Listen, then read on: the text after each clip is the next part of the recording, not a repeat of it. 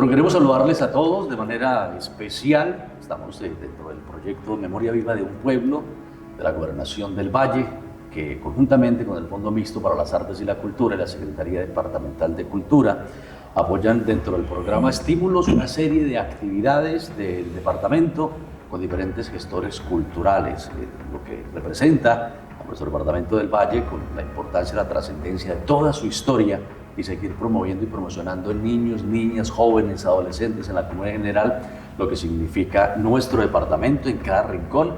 Y nosotros, la perspectiva de Memoria Viva de un Pueblo, en estas oportunidades, a través de podcasts, dejarles a ustedes un recuerdo, una memoria de lo que es la historia de la memoria, precisamente, como suena redundancia, de la ciudad de Cartago. En compañía Omar Díaz, un artista, profesor de teatro, con un personaje muy querido en toda Colombia, que es Juan Sin Miedo, muchos años en Bogotá, recorriendo el país y compartiendo historias, cuentos, mitos y leyendas. Bueno, Juan Sin Miedo, Omar, es de aquí del norte del Valle, por eso lo hemos invitado para hablar de esa parte que hoy en día los niños, niñas, todavía se asustan y ponen cara de terror cuando la oyen, pero que infortunadamente ya no la cuentan mucho, ya no hay quien esté narrando, los abuelos sentados en la noche alrededor de la vela, en la finca, en el corredor, contando nuestros cuentos, mitos y leyendas. Pues acá vamos a tratar de dejar algunos de ellos y que ustedes tengan la oportunidad de replicarlos, de compartirlos y contarlos. Primero quiero saludar a Omar Díaz. Omar, ¿cómo está? Gracias por aceptar nuestra invitación a este podcast de Memoria Viva de un Pueblo. Wilmer, buenas tardes, muy amable, muchas gracias por la invitación y contento de podernos sentar a hablar de los espantos del norte del Valle. ¿Quién es Juan Sin Miedo? Juan Sin Miedo es un personaje de la tradición oral del Pacífico colombiano que, según la leyenda, era esclavo y le dio mucho que hacer a los esclavistas, al punto de que nunca sabían si estaba muerto o estaba vivo, y le dieron el apelativo de Juan Sin Miedo porque la selva del Chocó es muy brava, que era donde él se refugiaba con los esclavos que liberaba, al punto que decían, no, él no tiene miedo, y terminó llamándose Juan Sin Miedo, y alrededor de él se tejieron muchas leyendas en el Pacífico colombiano. Pero no es de dos personas que dicen que no tienen miedo y son los más miedosos, ¿no? No, dicen que Juan Sin Miedo no le tenía miedo a nada. ¿Era de verdad que era Juan Sin Miedo? Era de verdad que era Juan Sin Miedo. Yo me dediqué a investigar sobre el personaje y lo llevé a la escena teatral desde la narración oral en Bogotá, y en el año 91 gané un festival de teatro de cultura popular en Bogotá con el personaje Juan Sin Miedo, y desde ahí he ido llevando el personaje Juan Sin Miedo para contarle a los niños y a los jóvenes, sobre todo, las historias que yo recopilo en los campos de Colombia. Bueno, contarle a la gente de Omar Díaz, pues es otro momento, pero Juan Sin Miedo lleva ¿cuántos años entonces? Juan Sin Miedo lleva contando cuentos alrededor de unos 33, 34 años, poco más, poco menos. Los niños todavía les dan un cierto susto cuando oyen los cuentos y mitos y leyendas de nuestra tradición oral. Sí, lo único que uno a veces requiere es crearles las atmósferas, los ambientes, pero además les encanta porque es algo que ellos no vivieron. Yo, que tuve la fortuna de nacer en el campo, criarme en el campo y escuchar de noche cuentos de espanto en el campo, tengo como esa emoción, ese vértigo de lo que es que le hablen a uno de la patasola, de la llorona, del duende, del muán, del cura sin cabeza.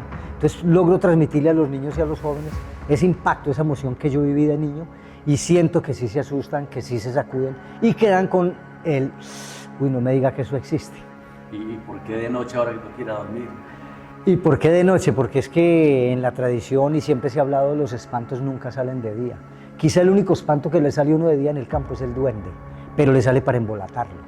De resto, los demás espantos salen es de noche, porque es la hora de ellos.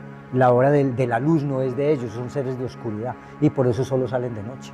En ese tema de la cuentería, la tradición oral propia de Cartago como tal, hay una serie de historias, un compendio de temas propios de Cartago, o no necesariamente, hay que incluir al norte del valle y hay que incluir a esta zona de la cordillera nuestra, de esta región. No, sí hay, aparte de que hay del norte del valle, sí hay historias propias de Cartago Valle, claro.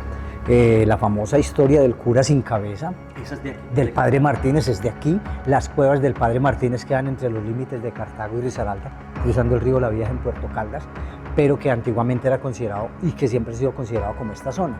Y se dice que las cuevas del padre Martínez era donde salía el cura sin cabeza a recorrer la carrera cuarta de Cartago, atemorizando a la gente que se atrevía de noche a intentar mirar si era ¿Cómo verdad. es esa historia? ¿Cómo arranca? ¿De dónde nace? ¿Quién es el padre, el cura Martínez? ¿Por qué no nos cuenta un poco realmente de esa historia?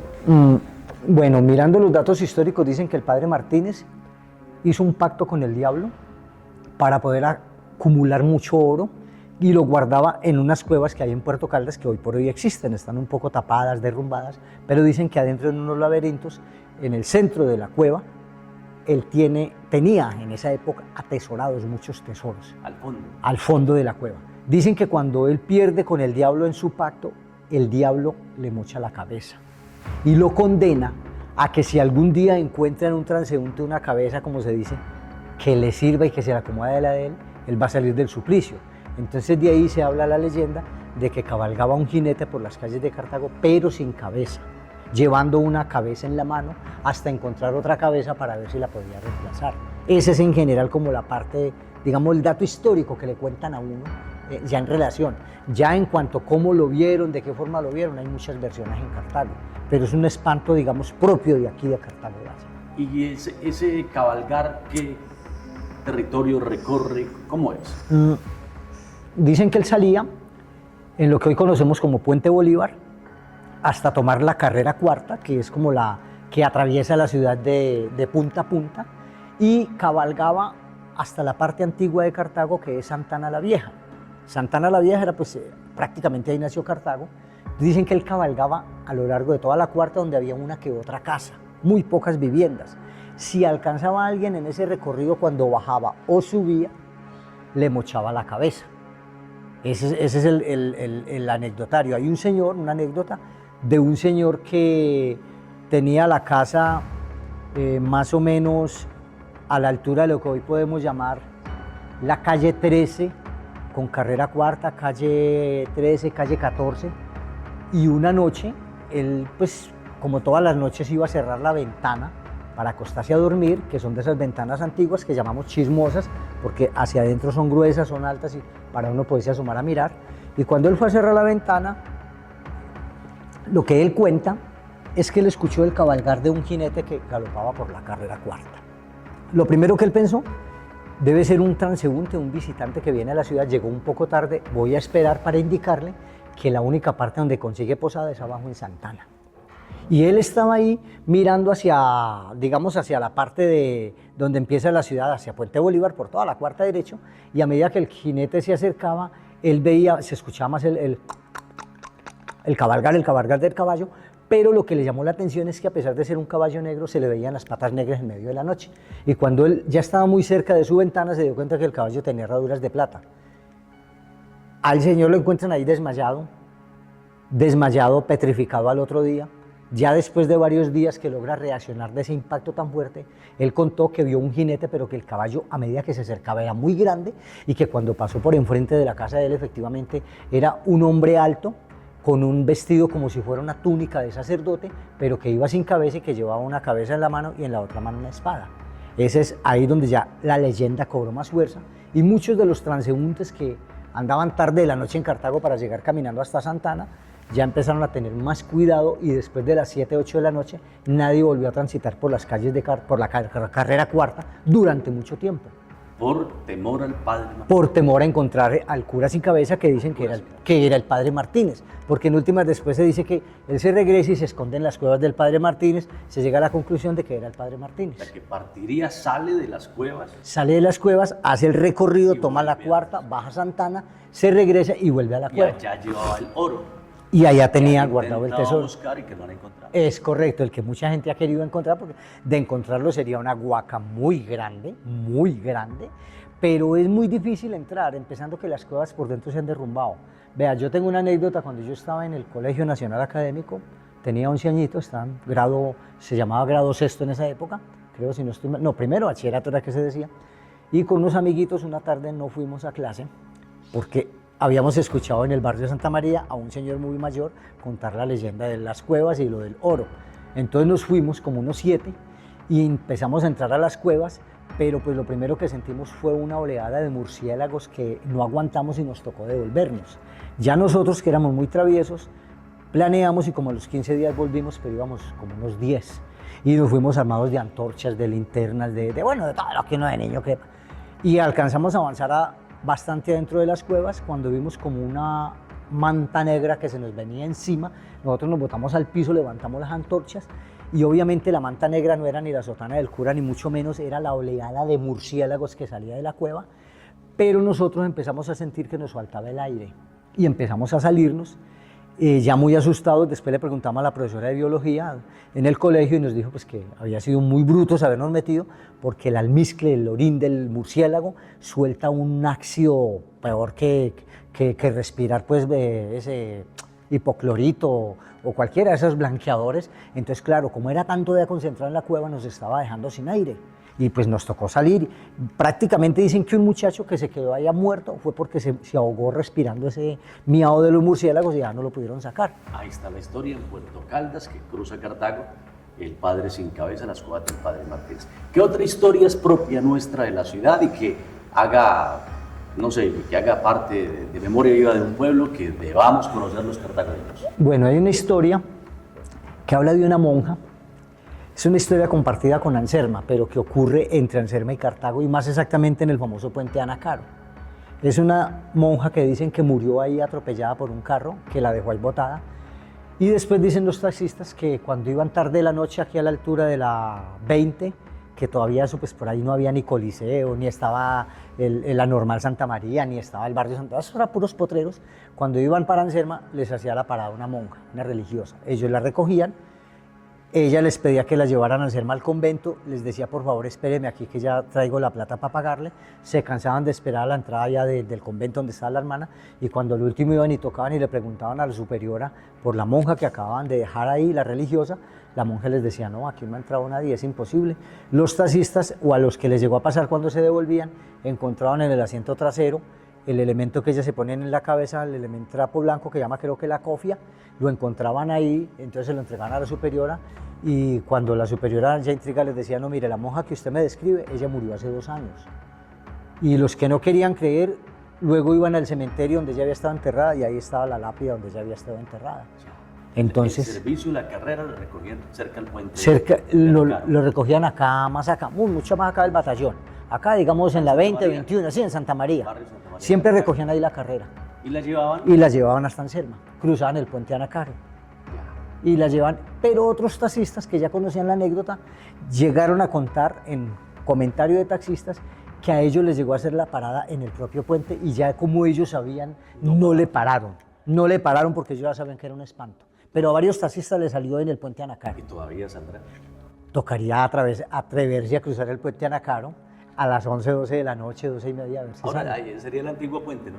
Sí, en el antiguo puente. El antiguo puente. En el antiguo puente. Que hay una construcción Ajá, nueva, sí. Y ahí están los 2 puentes. Correcto. Que en el transcurrir que hicimos, Juan Andrés, nuestro camarógrafo, productor, editor, que hicimos, estuvimos en el medio de los 2 puentes, recorriendo el río La Vieja, y ahí se ve un puente, el antiguo y el actual, donde pasan todas estas historias de Cartago. Estamos en Memoria Viva de un Pueblo, nuestro podcast, hablando de cuentos, mitos y leyendas de nuestra ciudad. Hay que decir, por ejemplo, que la historia de Cartago es lo que está documentado, donde se ha construido la ciudad, pero los cuentos y los mitos y estos temas que difícilmente podemos probar. Correcto, sí, es muy difícil. Pasan lo de ciertos seres por ahí que dicen que vuelan en escoba, que no existen, pero que los hay, los hay. Pero que los hay.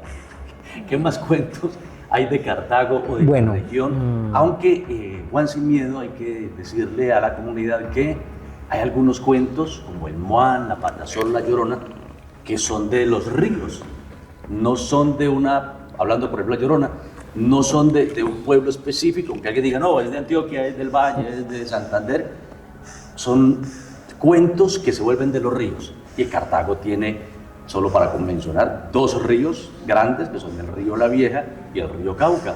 Y vean, hay una anécdota de la Llorona de unos habitantes de Cartago. Como lo dicen, sí, ¿no? Como lo dicen, o sea, la Llorona es un mito que lo que uno entiende es que salen todos los ríos. Hay un barrio de Cartago que se llama Los Chorros, queda arriba de San Jerónimo. En San Jerónimo hay una iglesia muy antigua. Queda en el cruce que hay cuando uno ingresa a Cartago desde Cali y la salida hacia Pereira por la Panamericana. Ahí en ese sector hay un barrio antes de llegar a la subida de Alcalá, si recordemos.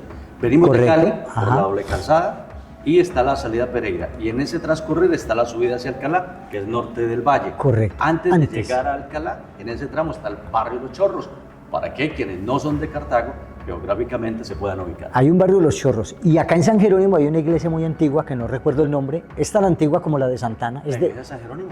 Bueno, la pequeñita, bonita, sí, esa iglesia tiene casi la misma antigüedad que la de Santana, dicen. Sí, señor. Ahí había un mercado campesino muy antiguo, y los campesinos deslizaban por toda la finca de Los Chorros, por lo que hoy es una finca del señor, se me escapa, de los profesores, se me fue el nombre. Bueno, ahí hay dos fincas grandes, Los Triana. Por la finca de Los Trianas había un camino real, y por ahí bajo una quebradita que se llama Los Chorros. Ellos salían caminando y llegaban acá al lado de la iglesia. Ahí hay una tienda muy antigua que se llama La Perlita.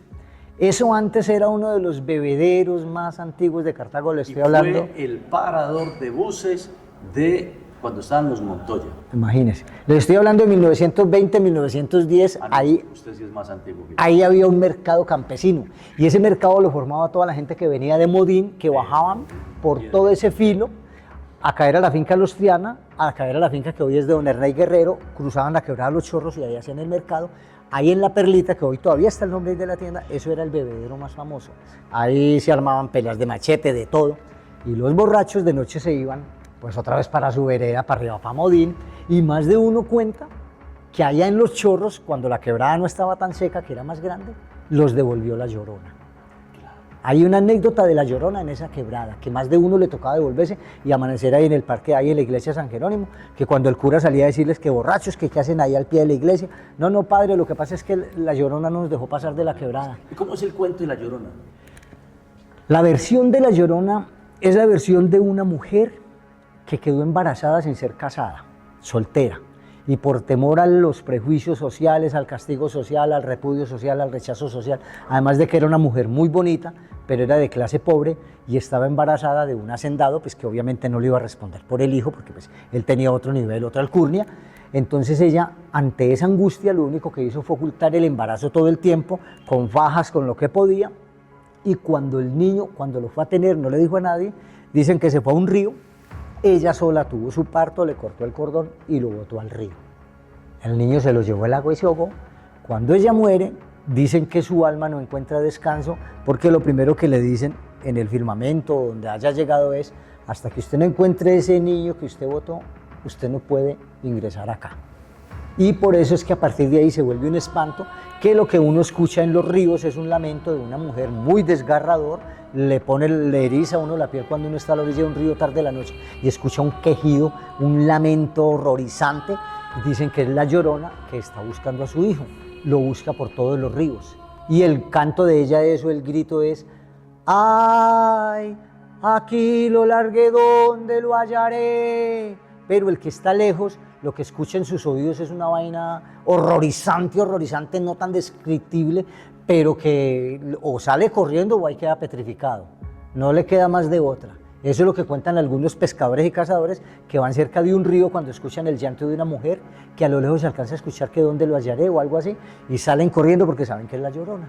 Que es de la mitología colombiana, pero que en Cartago también. En Cartago también tiene validez, y se ha escuchado, en Los Chorros se ha escuchado, me imagino que en el río La Vieja en alguna época se escuchó, o en el río Cauca, pero en la quebrada Los Chorros, que es una quebrada muy antigua de Cartago, sí se llegó a escuchar, y lo cuentan los campesinos, que les atajó más de una vez el camino.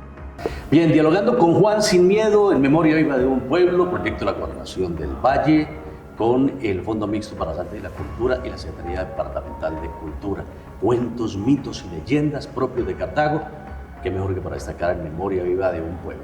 Nosotros tenemos mucha historia, Cartago tiene mucho por contar, por resaltar, por compartir con nuestras nuevas generaciones, niños, niñas, jóvenes. Pero hay una historia que, entre historia y mito, hay que contársela a la gente, y es por qué el río La Vieja se llama Río La Vieja. Bueno, Wilmar, es una anécdota muy loca. Habla de la época en que llegan los españoles aquí a Cartago y se trenzan en pelea con los Quimbaya, que eran los que dominaban toda esta zona. Cuando llegan a la orilla del río, ven una anciana ataviada de oro, porque los Quimbayas tenían mucho oro, y por aquello de la edad, el peso de la jíguera que lleva a la espalda donde ellos cargan los niños, y todo el ajetreo, la anciana ya camina un poco encorvada. Los españoles piensan que esa mujer, producto del peso del oro, no puede caminar. Entonces van a quitárselo para ayudarle a quitar el peso. Ella pues obviamente intenta defenderse. Ellos la empujan al río, o en la pelea ella se va al río y se ahoga. El río hasta ese entonces se llamaba Tatayamba. Y a partir de ese momento todo el mundo comenzó a decir, pobre vieja, la tiraron al río. Y en la tradición oral se fue haciendo, no, allá donde tiraron a la pobre vieja, allá donde tiraron, en Tatayamba donde tiraron a la pobre vieja, hasta que con el pasar de los años se quedó llamando el río La Vieja. O sea, si decimos río Tatayamba, está bien. Está válido, correcto. Y para la historia y nosotros todos, el río La Vieja. El río La Vieja, porque cuando la gente le preguntaba, dijo, no, allá donde tiraron la vieja. Y así es que la tradición se va reformando, no, allá donde tiraron la pobre vieja, hasta que, no, en el río La Vieja. Ya unos decían en el río de la Vieja, hasta que el último, no, el río La Vieja. Y nos falta hablar de la momia que aparece en la casa del virrey, nos falta hablar de tantos otros cuentos, mitos, historias y leyendas, que será en otro momento, Omar. Será en otro momento, Wilmer, apremia. porque aquí donde estamos grabando, en esta casa, la casa del virrey, hay reales fantasmas, y puedo asegurar porque los he visto. Estamos en la casa del virrey, vale destacarlo, en la parte, en el ala derecha, que es el archivo histórico. Y en otro podcast vamos a hablar de la casa del virrey, la importancia, trascendencia, cómo está conformada, qué hay para venir a hacer a nuestra casa del virrey, a conocer toda la historia de Cartago, un poco de la colonia, la conquista, esta casa, por qué se llama la casa del virrey, quién es el tal virrey. Será en otro podcast que hablemos de esto, en memoria viva de un pueblo, de nuestra casa del virrey. Omar Díaz es Juan Sin Miedo, mitos, cuentos y leyendas de la ciudad. Muchas gracias, Juan Sin Miedo. Wilmer, muy amable, muchas gracias y ojalá nos volvamos a encontrar para seguir hablando de espantos. Seguramente de tanto tema que tiene la ciudad y que destacamos gracias al programa Estímulos de la Gobernación del Valle con cuentos, mitos y leyendas. Muchas gracias, seguimos encontrándonos en podcasts de Memoria Viva de un Pueblo.